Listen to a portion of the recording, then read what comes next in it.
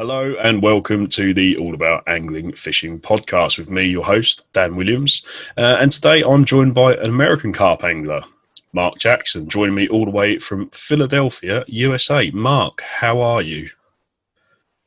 What's going on, Dan? Man, I'm feeling really good today, man. Glad to be on your show, man. No, good stuff. Thank you so much for joining us. I realise you're a busy man. Yeah, well, one small thing. When it comes to fishing, I leave my regular world alone, you know what I mean? And I tap in into fishing. So if you don't mind calling me Marc the Shark, that lets me know I'm in fishing mode. You know what I mean? We can do that, man. We can accommodate you on that count, I'm sure. I come across you obviously through Facebook, social media. I saw a lot of what you're doing in the States with regards to your carp fishing, and that's why I wanted to chat to you. Generally speaking, carp fishing in America hasn't really gained a great deal of love, has it, really? A lot of Americans seem to think that carp are a trash fish, as you'd call it. Is that fair to say? Yes, sir. That's very fair to say.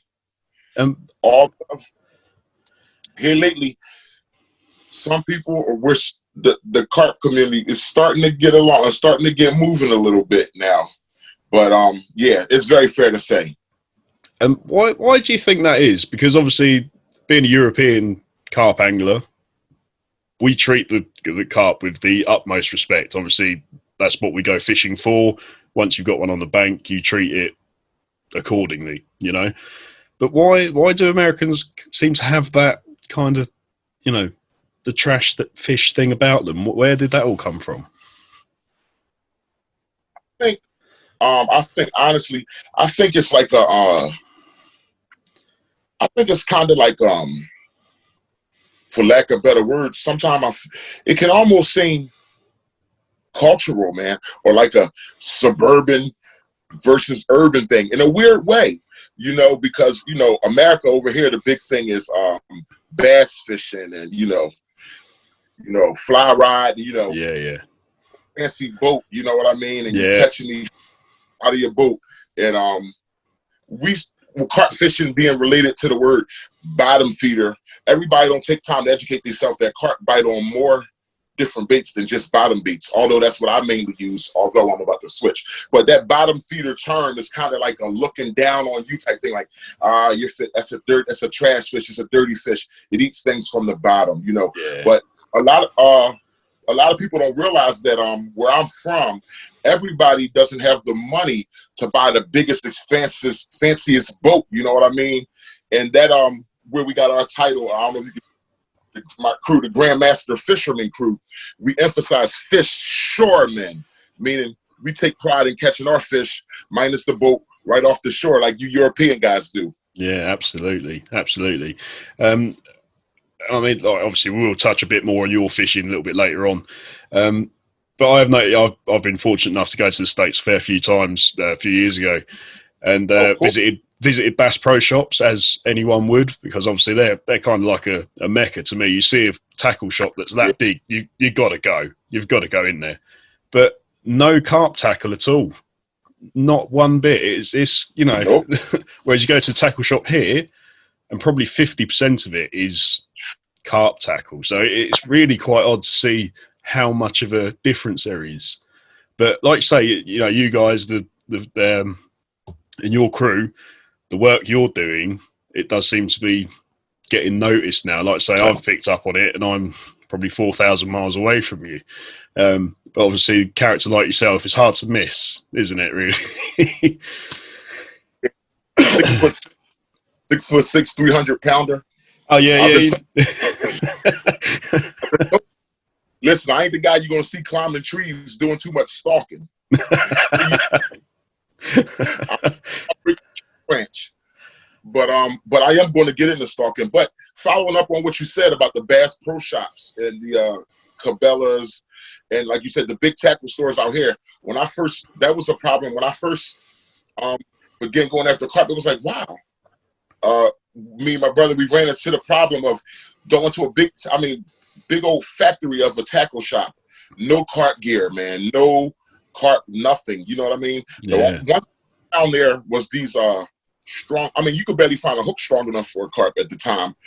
I found the hook called, it was made by American Eagle, and it was actually said carp hooks. And I was like, wow, I bought those things. They gave you like 50 of them, little strong hooks.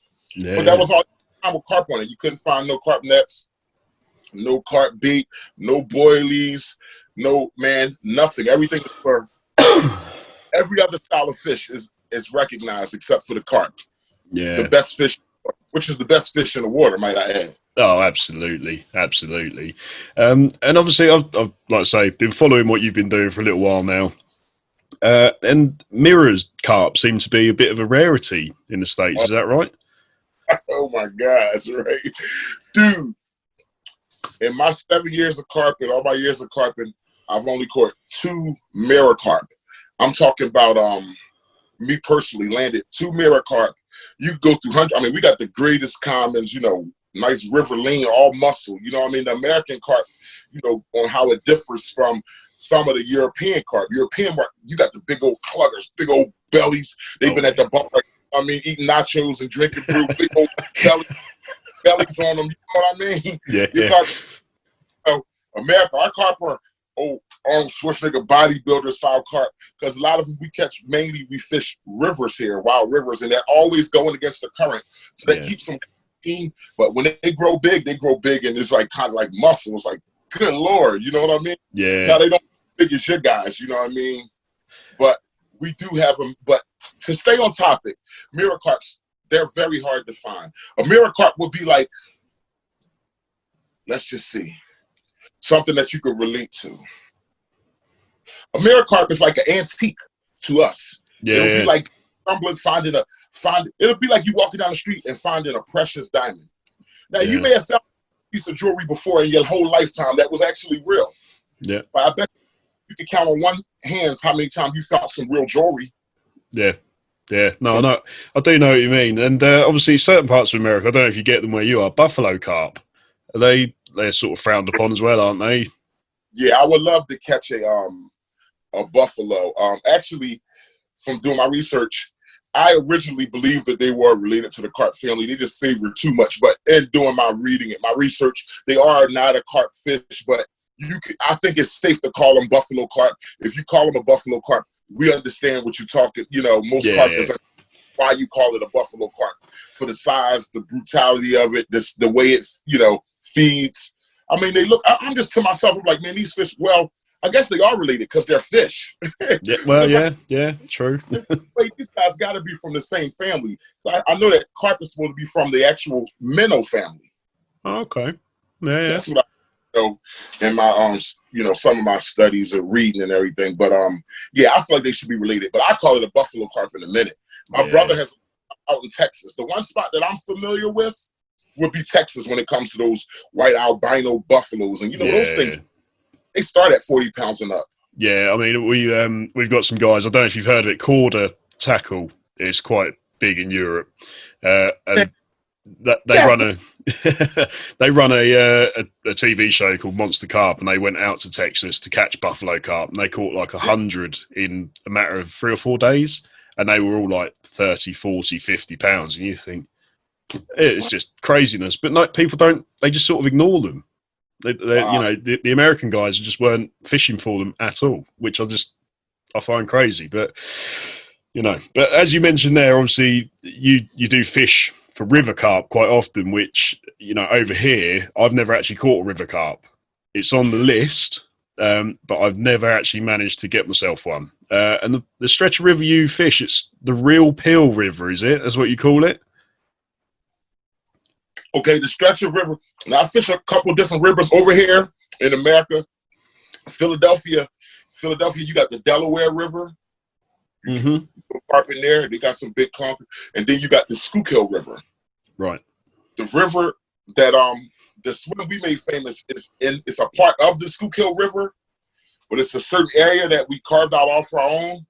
And me and my brother, when nobody else was going for carp, and nobody even knew that, like, it's like nobody even barely knew they existed, man. Very few. And we begin to start the work of developing it and feeding it and charming and everything like that. And Before you know it, man, we was pulling out major gold.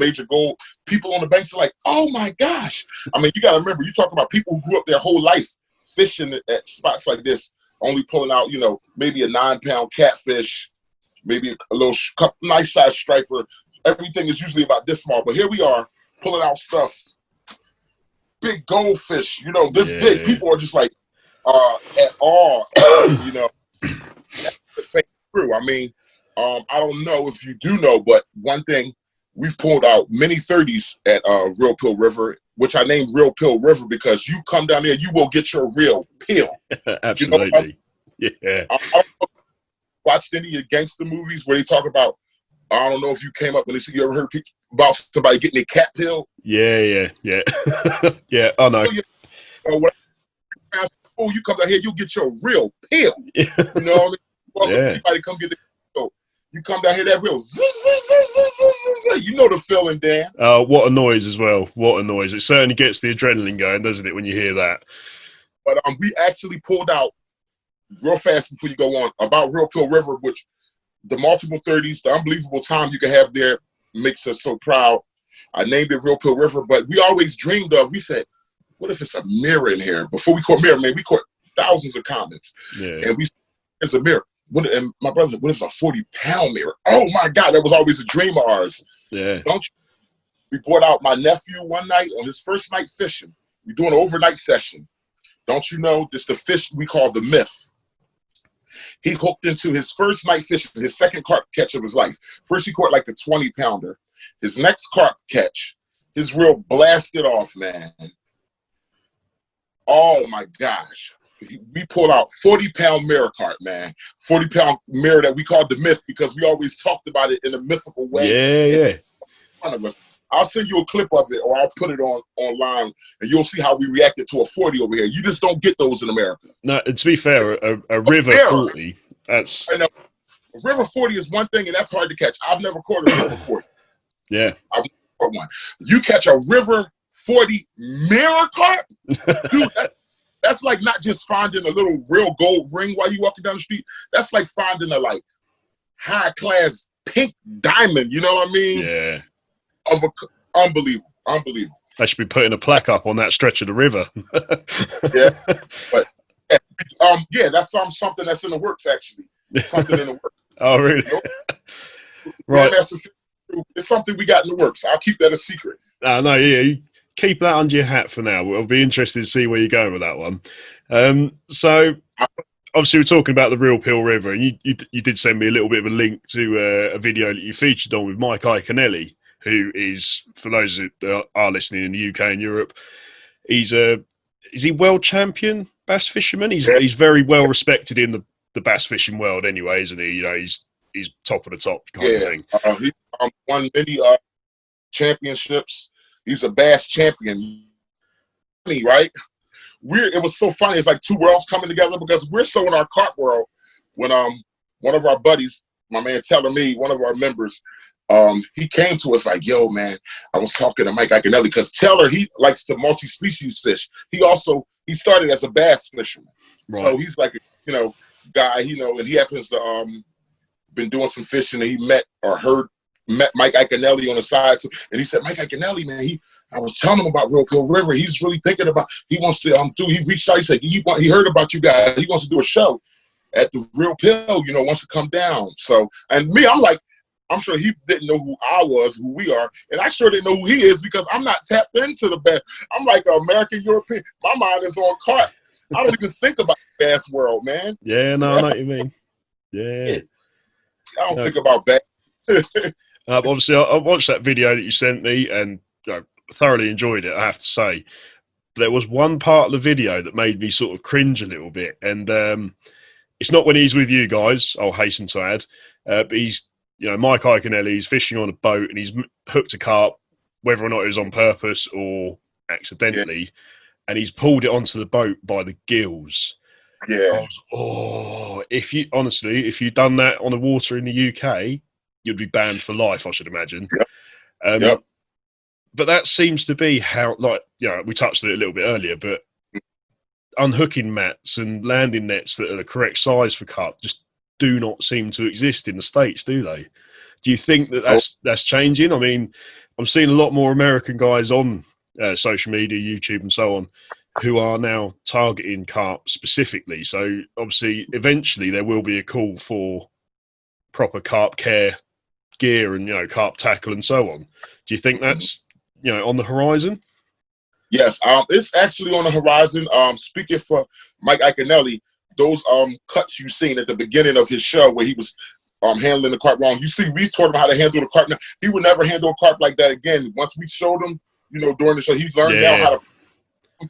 You heard him at the end. He said he's been converted. He has a whole new respect for carp fishing and carp care and everything. And that's what it's all about. When we meet people, honestly, say if I'm out fishing and you seem to want to learn how to carp fish, we don't even teach you. We won't even teach you. We kind of screen you. It's like a background check. We'll wait till we see you a couple times, and then if I see, first of all, I have to, like my YouTube channel, Marc the Shark, Carping with Character. First of all, our motto is you don't have to be the best fisherman, but you have to be the best person.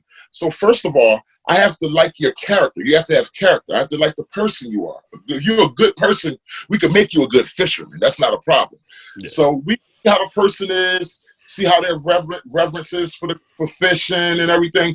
And then if we begin to share something with them, we say, first of all, you want to know how to carp. First, you need to get you a good net. We'll show you how if you want to carp with. But first thing we don't do is we don't eat them. We catch and release, bro. So I'm not going to show you nothing. I can't show you nothing if you're not going to release the fish. That's the first thing we establish. Because before carp care, there's carp survival. And a lot of people want to eat the carp. So we let you know, like, yo, we're not about, don't be catching the carp, giving it to nobody else, or eating the carp. If you really want to learn carp, and I said, this is what we do. This is our recreation, man. This is our peacetime. You know what I mean? This is our way from the real world and all that other stuff. So we'll teach you how to do this, but you got to promise you're not about eating fish. And then you got to listen to what we're saying on how you handle the carp. You're not going to lift up a carp by the gills like you would lift up a catfish. Yeah. You got to get you a mat. If you can't afford a mat, we'll give you one. Or get you a little thin yoga mat, lay it on the grass, something. So we try to get them started in the right direction. Yeah. We started going in the right direction. And it's catching. Yep. Yeah. I mean, like you say, Mike Iaconelli, after he spent the day or two with you guys, and he saw how much care you actually take of the fish. Obviously, you do it in much the same way we do. You use weighing slings and mats, keep the fish wet, return it safely. You don't just throw it back in the water. It's all done correctly as far as I'm concerned. And I think he was genuinely very surprised at how much respect and care you give those fish. For the minute or two that they're out of the water, they are treated with the utmost respect. And I think that's where a lot of the American guys do go wrong. But hopefully attitudes do seem to be changing. And I can't remember the view figures on that video. I think it was something like 150,000. Was it 130,000? It was quite high. So obviously people are they're learning, they're seeing it. It's going in the right direction. So let's hope it stays that way. And we touched on it a little bit earlier. Tell us a little bit more about the crew that you fish with, the Grandmaster Fisherman crew. Well, the Grandmaster Fisherman crew basically consists of, it originated with me, my brother, my father, my cousin Leonard. My brother would be Jelly. My brother's nickname Shogun Ronald. My father, Ronald, his nickname is Jelly Bean. I can't find my purple shirt. I gotta find it now. I've been doing so much fishing. And a gentleman named Cowboy and a gentleman named Bulldog. Those are the guys you see on the Grandmaster. If you ever visit the Facebook page, you'll see a picture with all of us with purple on the Grandmaster Fisherman page. That's the original crew. But now we have new members such as Taylor Made, First Lady, Turbo, and Slick Rick, I call him. But our crew basically is just all about, I basically summed it up when I said being good people before you're a good fisherman. You know what I mean? People with character, we're sharing people, and we are extremely passionate about carp fishing. And we know another crew, a Carpadelphia angler crew, and they are passionate like we are. It's not too many people who are as passionate as us, in Philadelphia, Yeah, sure. There's multiple groups outside of Philadelphia, like in Connecticut. Some good people out there. Scott Osmond, Joshua Leach, who's like an early mentor for us. He's the first person who taught us carp care because he'd seen what we was doing online, and he said, I like that you caught a carp, but I want you to, like, lay a mat down. And he taught us all about the laying, the carp care, because it's just not born with. In America, you used to catch a fish, they flop around on the ground, you take the hook out, you throw the fish back in the water. So I don't get angry with guys, but I get angry with guys after they already know better. That's when sure. But we just good guys, man, on fire for carp, and that's all we fish for is carp, majority on fire for carp, man. And I one day dream of getting over there, man, getting on some of those clunkers you guys getting a hold of. Oh, absolutely. I mean, I was hoping to go to France this year, but obviously the whole COVID thing has just blown that way out of the water.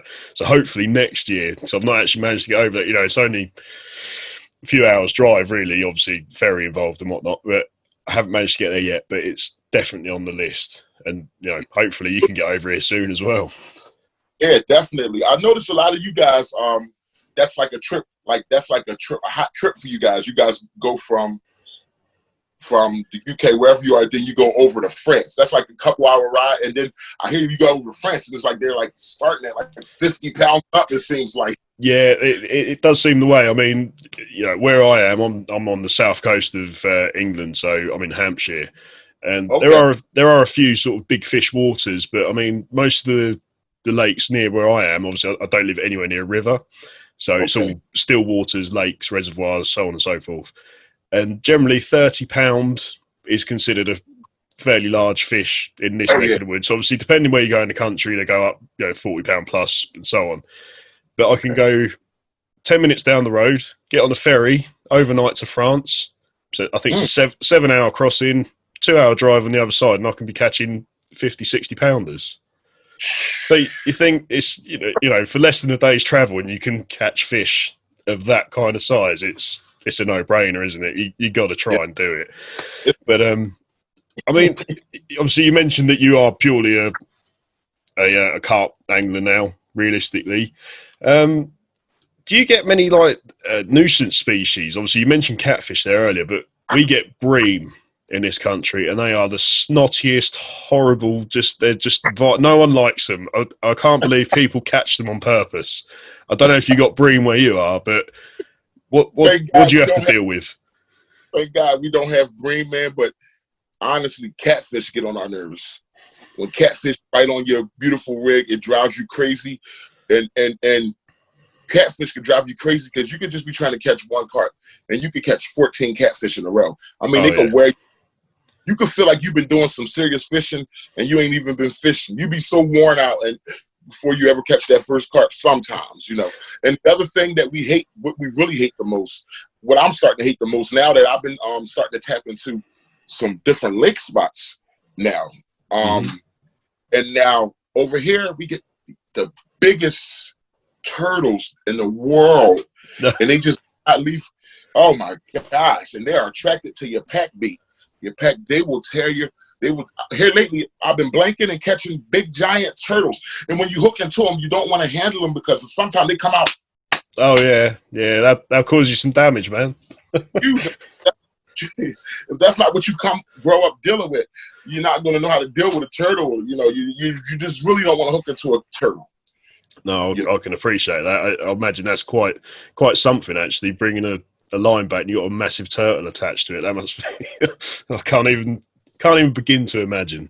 But what's your go-to sort of tactics, rigs, and obviously quite difficult to get proper carp gear where you are. So what rods and reels are you using? Just talk us through your setup as it is at the moment. Yeah, my setup is a very simple setup. Most of our carp gear we have to order online. So we order our carp gear online from you might have heard of Big Carp Tackle. Okay, yeah. But that's our number one spot in USA that we use. That shipping is a pain in the butt, the shipping fee, but they get you your stuff. I mean, if you're going to fish Friday and it's Monday, you order your stuff, you'll have your stuff by Thursday night. You know what I mean? So here you can get it fast. But as far as my rig setup, is a simplistic hair rig. Here within these last 2 years, 2 or 3 years, the hair rig has finally won me all the way over. Because started, catching carp, just using corn on a single hook. Yeah. Here lately, it's finally won me over. I remember when I used to catch carp, and I would see guys on the side of the bank. My brother was like, "Yeah, you should try this, spicy tuna. This smell." I'm like, "Oh, that does smell good." Try this out. All the different flavor baits. I'm like, does it take that much, man? Put some corn on the hook, put it in there, and show some patience. Like I talked about Marc the Shark coming from shark-like determination. On top of the fact that I've swum with actual sharks. That's a whole nother story. But yeah, really, the shark-like determination came from me. The two-year blank period I had when I was learning how to go after carp, where I was just I had not a clue, and I was just putting corn on a hook and just going for carp, letting it sit in the water all day, just at the end of the day being stressed. 2 years of total blanking, you know what I mean, before finding a few carp that way. And then when I got put onto the hair rig in the European style of using a pack bait, through my brother, using a pack bait, and I'm doing some heavy chumming, not just a little small can of sweet corn, you know what I mean? Yeah. Some heavy chumming, but getting back to the rig setup, just a simple hair rig, not a helicopter rig.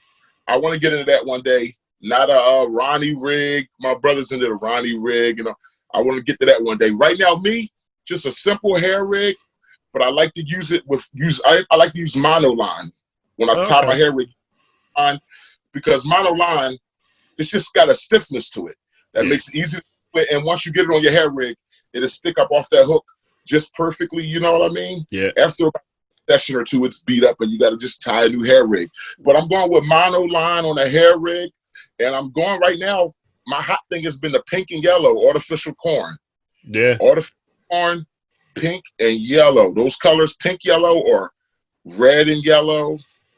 Pink on pink, right now, since the month of June, since spawn has ended, it's been all artificial corn everywhere I go. That's what they'll take on. They've been ignoring the boilies. I was using a lot of boilies in the spring. I would use different boilies, pink boilie topped off with a yellow artificial corn, things of that nature, like the high vis, and they were hitting those boilies. But since June 1st, since spawn, it's been all artificial corn, all my catches. I caught that koi. I don't know if you've seen it yet. I have. You've seen that, yeah. Kool-Aid. Yeah, I caught him with my magical pack. Now, my pack bait is something that's noteworthy. Man. I caught him with some Kool-Aid mixed in my pack, mixed it with my oats. The oats panko. Yeah. And I mixed some Kool-Aid in with it, and it's something else that I every fisherman has his secrets. You know what I mean? Yeah, for sure. You got to keep them as well, man. You can't let everyone know your secrets. For people that don't know, in UK, Kool-Aid, it's a drink, isn't it? It's a drink mix. Yeah, it's powder. It's like a powder fruit juice. Yeah. But it comes in. Yeah, we don't get it over here. So for people that are listening who don't know what it is, it's just it's a drink base. Yeah. You guys get Jello? Oh yeah. So, Jello, we just call it jelly, man. There's so many things. We won't get started on that. What you guys call it, because that is a whole nother ball game right there. So with obviously you mentioned the Ronnie Reagan and things like that. So a lot of the rigs that we've been using for probably quite a few years are sort of starting to make their way over to you guys, I take it. Yes. With all the video, I think it's the videos, man. Nobody's watching TV no more. Everybody's watching YouTube. Absolutely. So, and with Google, you Google how to catch a carp. A lot of times, it's going to take you straight to the Europeans style of fishing, and then you go over there, and of course, the first people you're going to see is the Corda. The promotions and the Nash, and you guys are doing it big. I got some. I'm a real fan of some of the fishermen that of course, Carl and Alex.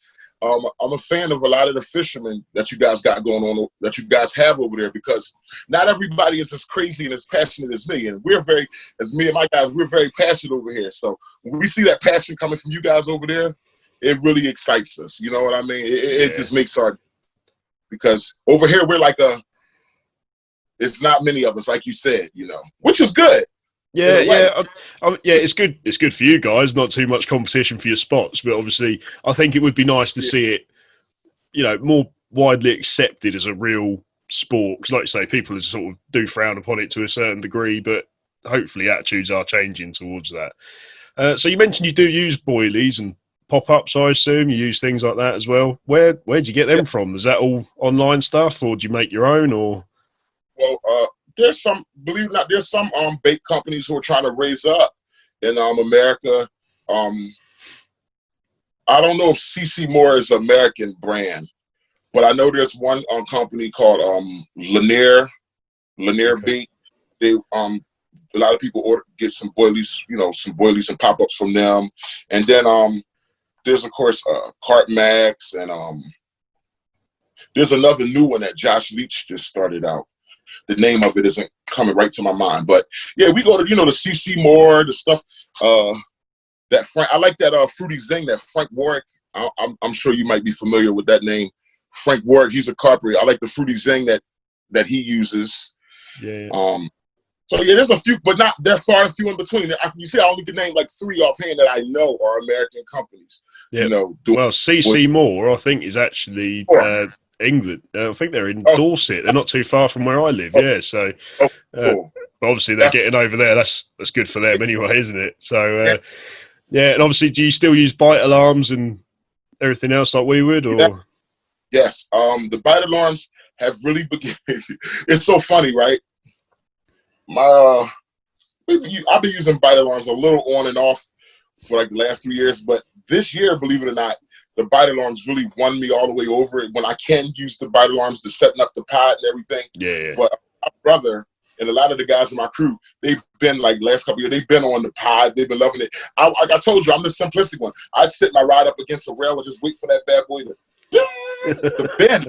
I set the flag light and just wait for that bad boy to bend. But I see where the bite alarms work, because sometimes we're doing an overnight session and I don't feel like just sitting there staring at a black ride. It's like I can barely see it because it's pitch black outside. It's like, dude, it helps to have a bite alarm set up so you can go walk up the bank and maybe do a little socializing. And then if you're alone, just come running and grab it. So the bite alarms, I have some cheap bite alarms. I think I have bite alarms. Are they tracker or inch?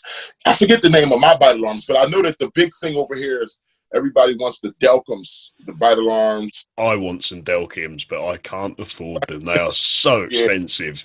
I mean, I've just got a set of Sonics. I don't know if Sonic's made his way across the pond yet, but I've got a set of those ready and waiting. And since I've had them, I've not caught a fish. So I don't know if it's an omen or or what. But I've got down.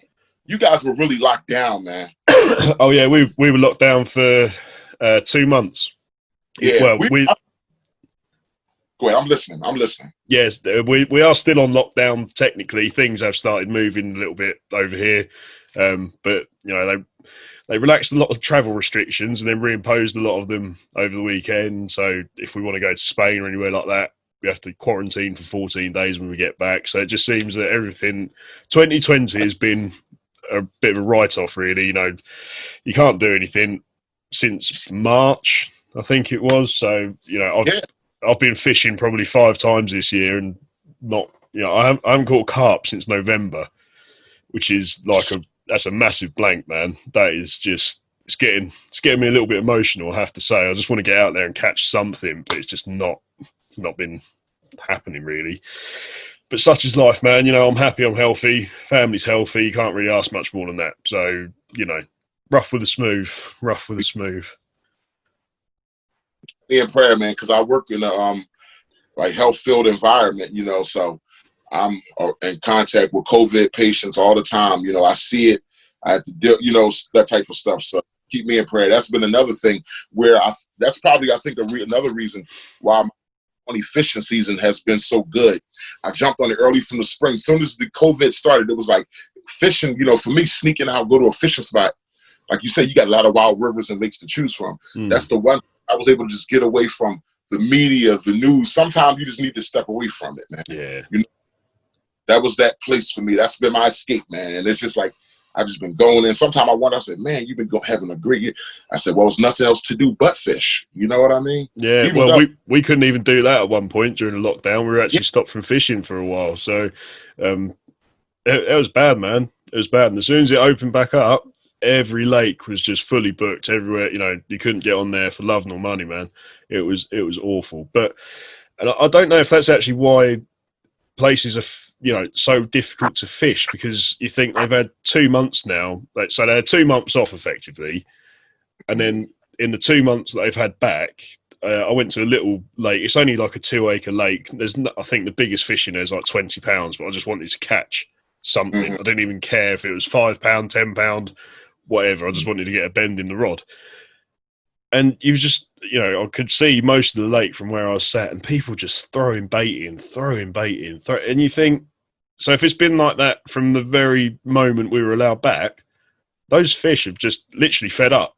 They are literally fed up. They do not want another, you know, bait in their face. And I don't know if that's part of the trouble, you know, why things have been so difficult. And the weather we've had is just all over the place. One day it's like 30 degrees. I don't know what that is in Fahrenheit. I do apologise. And other days it's like 12, 14 degrees and raining. But that's England for you, man. We get the worst weather. You know, it's middle of our summer at the moment. It's been raining most of today. It's just how we roll. Just all we get.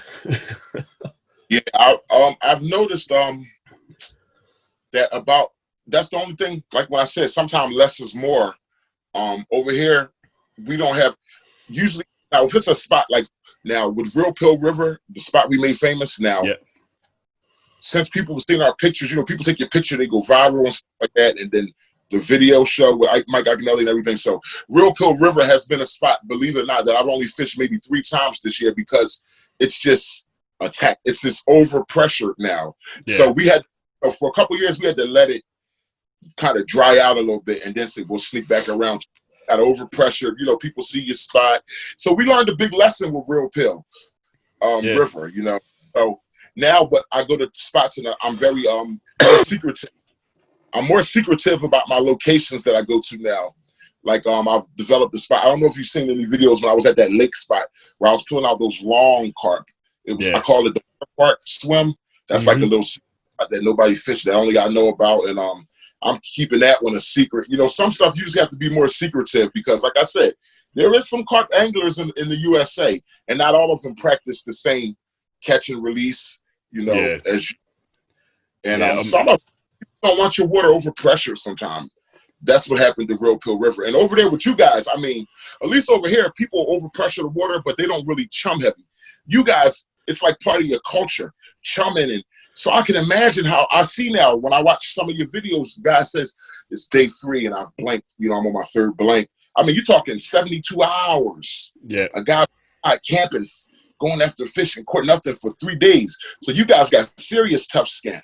Yeah. In America, we mainly a short session for us in America is like 4 or 6 hours.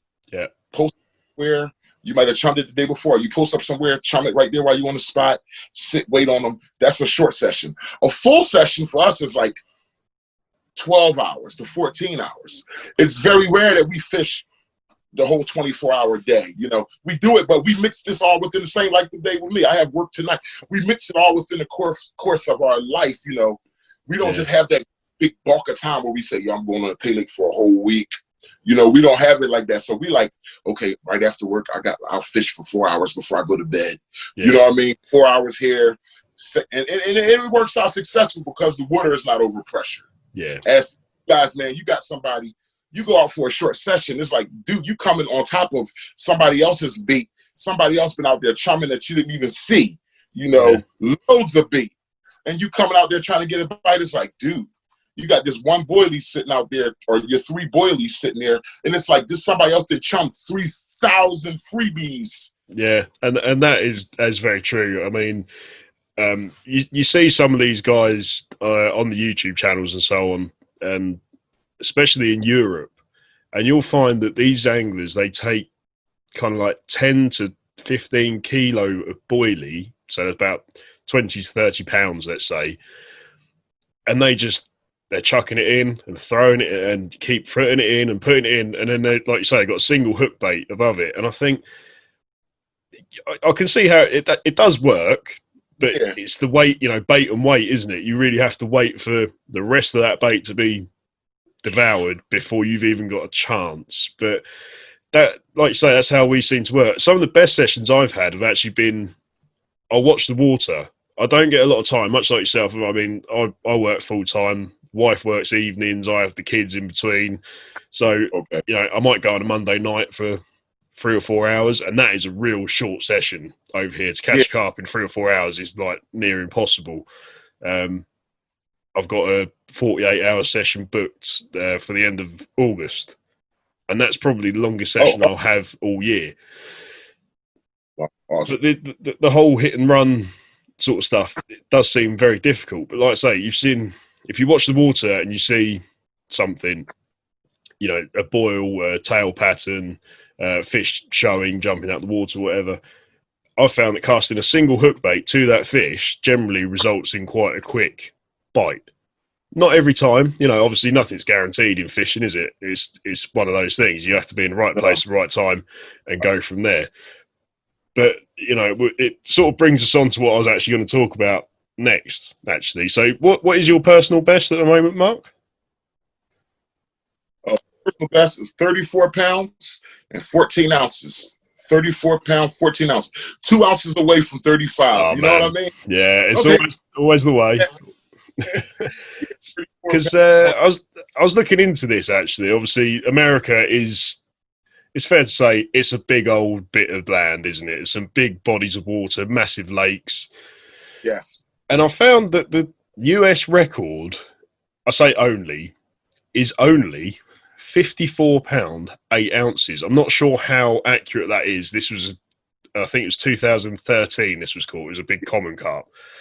That's the record now. I believe is 63 pounds. Somebody landed a 63 pounder, and before that, the record was 56 pounds. But that's like the most up to date. I believe it's either 63. Correct me if I may be wrong. It's either 63 or 56. Yeah, I mean, you could well be right. Like I say, this is Googling American carp fishing doesn't actually bring up a great deal of results. It has to be said. It's quite vague in what you get. So let's say that, what would you say the record is? 66 pounds. Yeah, don't quote me on it. That's one thing I know, that somebody hit 56. So let's stay with 56. But I think somebody caught a 63 pounder. But we go with 56, like you said. Yeah, but I mean, given that you do enjoy better weather than us in certain states, you know, you'd think that the conditions would be better for bigger carp. But like you say, where people don't fish for them, they're only really getting natural foods and, you know, whatever bait other, you know, bass fishermen might be leaving over and so on and so forth. And I wonder if that's why they're not achieving the kind of size they do in Europe, sorry. Because obviously, like you say, we Europeans will go to a lake and throw in tons and tons of bait. I mean, I did look into it, actually. The world record at the moment is a big mirror carp, and it weighed 112 pounds and 8 ounces. That link URL that I want to get to one day? Yeah, that was in Hungary. So if you want to go and catch yourself a world record, mate, get to Hungary, because that is a big fish. But I was reading the guy's story about that. It was in the Angling Times, which is like a weekly fishing newspaper over here. And apparently, to catch that fish, during his campaign to catch that fish, that guy baited 500 kilos, so 1,000 pounds of hemp. Wow. Hemp. They love hemp. Oh, yeah, but this is what I'm saying. You know, we do bait very heavily. It's within our, you know, our remit to just chuck a load of bait in and hope you catch something. But because I don't know if you guys use spoms or spods. I don't know what you'd call them over there, like the bait rockets. Are you guys getting those over there yet or not? Yes. I have a spom. My brother turned me on to the spom, and we spom out. But honestly, I only use my spom. I'm going to start at rivers, but I really only use my spom when if I'm at a lake spot. If I want to, you know, spom out deep before I cast out deep, that's when I've got my success, and it's very successful. Catching out deep. But with rivers, it's kind of tough because a lot of times with rivers, the current, you got the tide coming out or the tide going in, and that's what makes carping, which kind of gives you a pride in river carping, because you're going against that tide. You know what I mean? The current is changing. So over here, with rivers, I'm paying attention to the tide. When is it going to be going low? When is it going to be at slack tide? So that I'll map out my fishing trip off of the tide. You know what I mean? When it's going to be slack. You know? So when is a good time to come and something just going to be washed away to the side? You know what I mean? Yeah, so you got to make the most of it. Especially if you're baiting a spot, you want to make sure your bait's actually getting to that spot and not 20 feet downriver or you know whatever it might be. So you've got to make the most of your opportunities there, haven't you? For sure. The majority of the chumming that we do in America is then close. It's like 20 to 30 is where you can reach it. You might get a bait spoon. You know what I mean? Yeah. We like whole corn and mixed with cracked corn. You know, you might chum out maybe 25 pounds of that, but you might do that like every other day and then come out and fish it, you know. But it's like we're not, man, you throwing that into a big river with many other kind of fish, a moving tide, you know. It's not the same as a lake just being able to pile it up on one spot in the water and it making like a mountain, you know what I mean? But one thing I give you guys, I always took a lot of pride in fishing wild rivers because of what you go through. The tide changes, the brush, the sticks, the trash in the water, crossing your line and stuff like that. But I've noticed here lately since I've been fishing, really focusing on this water park swim, which is a lake that I told you about where I've fished 3 times those long 20 pounders and 22 pounders. Lake fishing is difficult. I think any type of fishing is difficult, to be honest with you. I mean, I struggle at the moment, certainly. And it's just lake fishing. Okay, real fast. Sometimes over here in America, we never know what's in the water, so we don't know like how many of this, how many 30s there are, how many. But with lake fishing, you don't know if there might be 5 carp in there total. Yeah, you know what I mean? Like lake fishing, man. But so I'm kind of starting to understand more of some of the different why you guys do different rigs and some of the tactics you do, like the falling foam to keep your hook from catching into some way down. I'm learning, man, like the helicopter rig. It makes me understand why you guys, you know, I think it's for each his own. If you don't need those rigs, you don't use them. Like if I'm fishing river, I don't need that. But now that I've been fishing this, I mean, it's a real bad, weedy lake. I mean, this lake is terrible. Yeah. And really making me understand why you guys do some of your different methods. You know what I mean? Yeah. And also understand the wading process of a lake. How I can see how, because I've blanked 4 times within the last week. I see how you need to be there for 48 hours, you know? Oh, yeah, that's the thing. Sometimes, like you say, you don't know who's been there before, how much bait's gone in. You don't know where the fish are necessarily. I mean, obviously, if it's quiet enough at the venue, you can sort of take a good look round and find where they are. And that is a lot of people's downfall. They just want to get there, get fishing, you know, set up the bivvy, as we call them, their tents, effectively, that we stay in for the weekend. And they just want to get on and fish. But I'm sort of a believer in there's no point in fishing until you've seen where you want to fish, if you know what I mean. Obviously, if it's very busy and you've only got minimal choices of where you can go, it's one of those things, you just got to get on with it. But if you've got the opportunity to take a walk all the way around the lake, find where they are, you're going to stand a much better chance of catching them, aren't you? You know, you've got to fish to where the fish are. If you can't see them, you're never going to catch them. It's quite straightforward as far as I'm concerned. But, you know, like you say, most of the lakes here, we've got a good idea of what's in there. You know, stock levels, if there's how many 30s, if there's a 40, how many 20s, and so on and so forth. But I've actually found a lake probably about 15 miles away from where I live, and no one knows anything about it. And I've fished it I've fished it 3 times now, not caught anything, but I'm just going to start baiting one spot, get over there. But I've seen fish in there at spawning time last Easter. Saw loads over there, and I thought, that's it. There's plenty of fish in there. I'm going to get there and have a go. Not caught one. Never caught one out of there.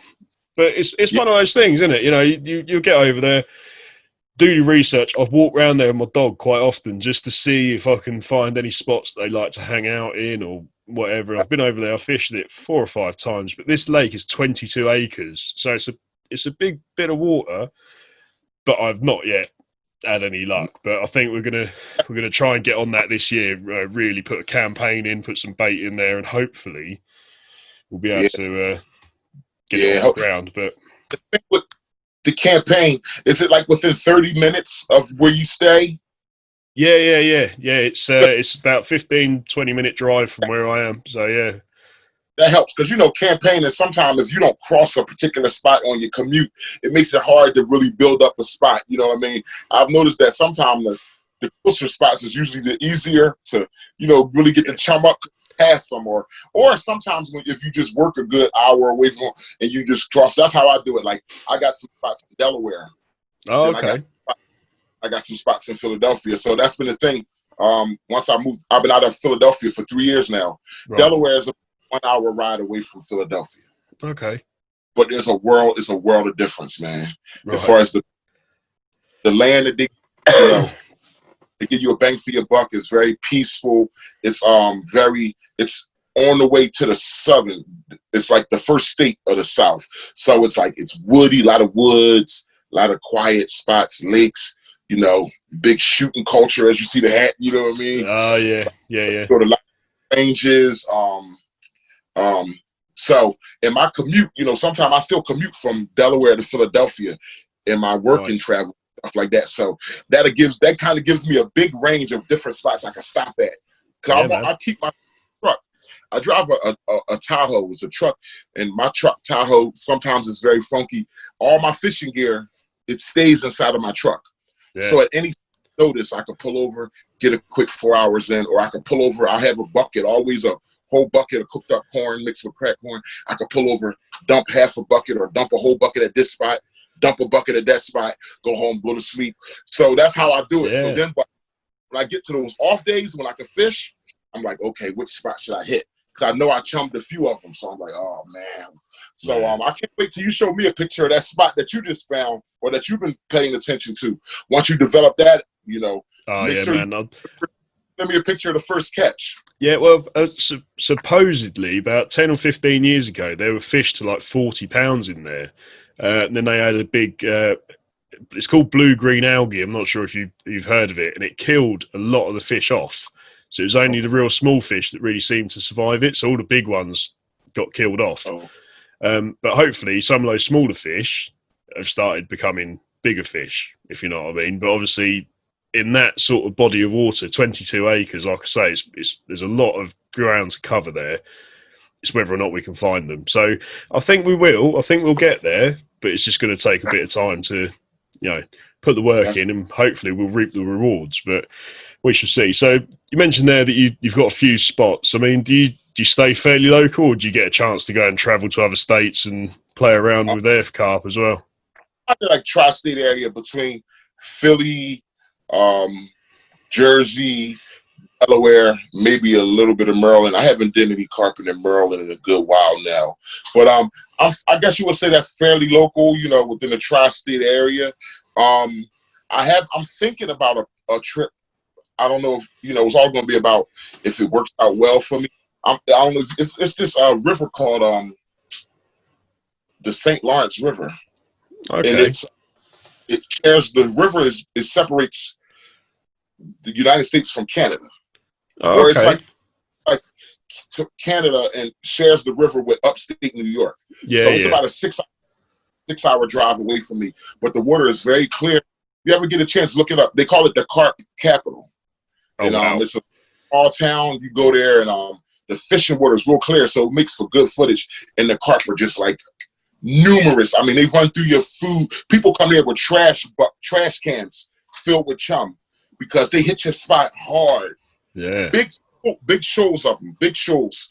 Hit your spot, move on. That's how. And it's like crazy. I never fished there. I got a partner of mine named Turbo who fishes up there, and he's gave me a whole layout. And he's like, dude, I'm thinking about even going. If I got to go solo, I don't really want to go solo right now with the way things are, in the world with all the racial tension and the different things.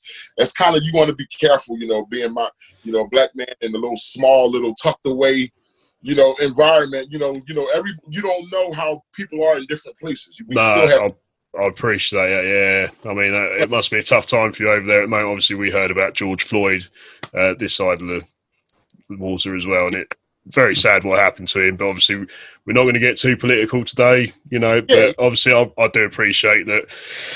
It must be quite a challenging time to be in your position in the United States at the moment. So when are you coming to Europe, though, Mark? Obviously, it's got to be on your list of things to do, man, hasn't it? I'm hoping within the next 2 years. I actually had since I've been on that Carp page, that Carp Addict page. I think there's a few of them. Because that's why I said you guys are crazy as I am. But a few people have reached out to me who've seen some of my videos or my catches, and they just said, "Man, you seem like a passionate dude, a good guy, man. I would love to put you on." Because, obviously you guys got the bigger carp over there. I would love to, you come over here, man, and get you on some big monsters, man. This one guy opened up his home, like, man, you come over here and stay with my family. Seemed to be a good guy. And he's like, man, for a week, man, you can fish. Then another guy offered, said, man, dude, you come over, all paid expenses, man. I'll buy you a fishing ticket for a week. Now, how does that go with you guys? You buy a fishing ticket to go to the lake? Yeah, so obviously we have to have a rod license, which is run by the Environment Agency, which is like a subsidiary of the government, effectively. It's all, state-run kind of thing. But then each lake, well, Stillwater's in particular, each lake is owned by either a club or it's privately owned. So you'll have to pay the owner of that land, or the water as it is, to actually fish the water. So, for example, one of the lakes I go to quite regularly, 24-hour session is £25, which is probably $40 there or thereabouts for a 24-hour session. There are very few places you can actually fish for free in the UK, it has to be said. Very, very rare. I mean, I know of probably one, maybe two locally, but they're few and far between. So unless you're in a club, you're in a syndicate, or anything like that, it's all day ticket stuff. So you're looking at even a minimum like a 12-hour session is going to cost you £10, which is about $15, I suppose. But that's how it is. That's how the culture is. Excuse me.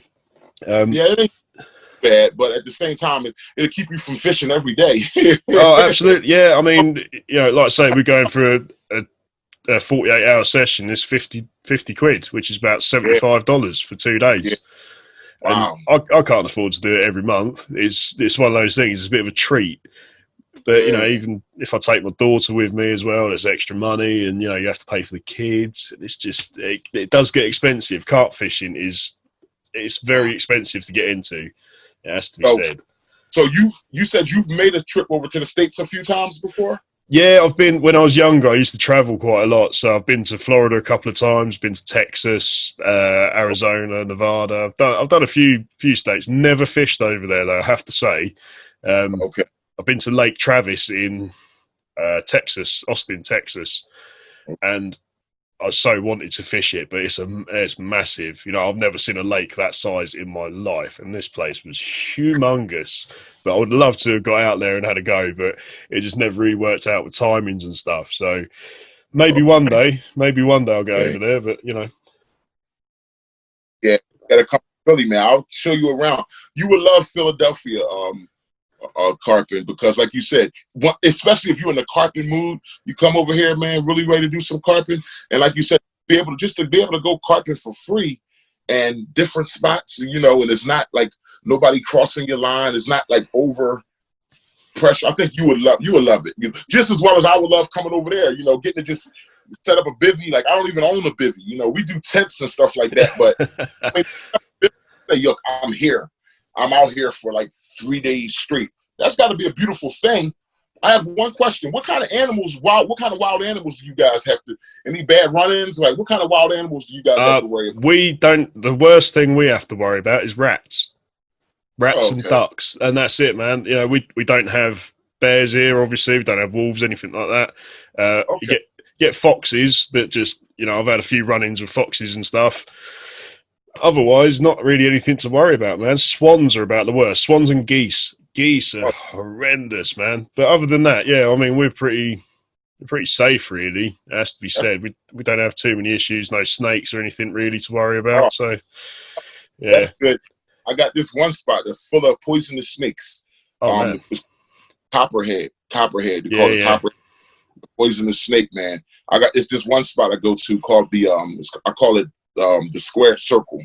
Right. Because it's wrestling ring, and you look down on the right, man, they got plenty of those things. They be all in the water, man. It's no joke. That's like the deadliest spot that I go to. You know what I mean? But there's a lot of others that might have snakes, but it's not like overpopulated with them like that. And we get a little bit up here, depending on where you are in America. You might go, if I go too far up PA to the Pocono side, you could run into some black bear, you know, some bears and stuff like that. So yeah, yeah, I can imagine, man. Like you say, the spot you were talking about, sort of New York, Canada area, that's probably bear territory as well, isn't it? Okay, so I better be careful if I go up there. You'll be safe, man. I'm sure you will. But obviously, you've started your own YouTube channel as well now, haven't you? You want to talk a little bit about that?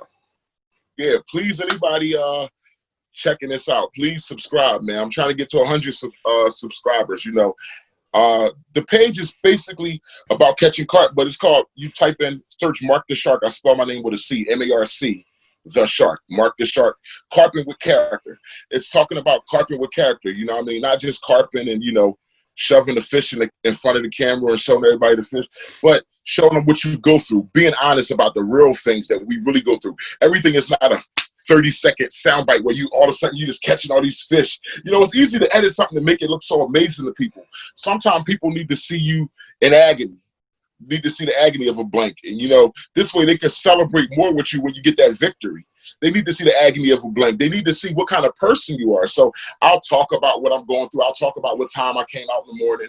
I'll tell you if I'm just coming from work. I'm not acting like some superstar. You know, some people, they're not giving you the character details. They're just saying, great fish, you know. Sometimes people need to hear like, wow, this guy just worked all night long, overnight shift, got off at 6:30 in the morning and stopped at this spot. He should be tired to go to bed. Stopped out here for 5 hours, landed the fish, a 27-pound carp, went home, got 3 hours of sleep, and then went back to work again, you know. So carping with character, you know, it's about being a decent person and just our love for the fish, man. Carp is an amazing fish, a beautiful fish. No, absolutely. I mean, like I say, I've seen some of your videos and stuff, and that's the whole reason I got in touch with you in the first place. I thought you'd be perfect for the podcast. You are just full of character. That is the only way I can really describe you. You are, you know, obviously you're a big guy as well. You're hard to miss in a crowd, that's for sure. But you know, I'm fish to miss too. The fish will see me if I'm trying to stalk them, you know. But that's what I'm gonna learn.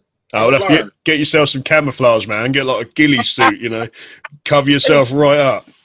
They still gonna see me like, what the heck? That's right, man. Just stick your arms out, pretend you're a tree. You know what I mean?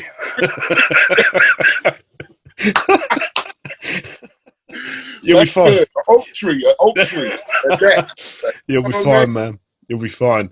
Well, Marc, I want to thank you so very much for joining us. I realise you're a busy man, you know, hard-working guy as well. Yeah, man. Hopefully, guys, you got work tonight as well. Oh, man. Remember, it was 3 in the afternoon out here where I'm at, you know what I mean? So I just woke up. So, yeah, we're at 9:10 in the evening where I am. So, yeah, I'm just about to go and have a cup of tea and get ready for bed, to be honest with you. So, like I say, thank you so much for joining us, Marc, and hopefully we'll be able to catch up with you again soon once you've caught a few more. And blank. Lastly, man, once again, I'd just like to say, anybody on Facebook, go visit our page, Grandmaster Fish Shoreman Philly, and the YouTube page, Marc the Shark, Carping with Character. Absolutely. I'm going to stick links to those in the YouTube video for this podcast as well, and in the podcast description on Apple, Google, Spotify, wherever you might be listening to it as well. So for now, Marc, it's been an absolute pleasure, my man. Hopefully I'll talk to you soon. Thank you so much, Dan, for welcoming me to All About Angling, man. I look forward to continuing to watch more of your episodes, man. It's been a real blessing, my friend. No, thank you, Marc. Thank you very much. And to everyone else at home, stay safe and we'll see you soon.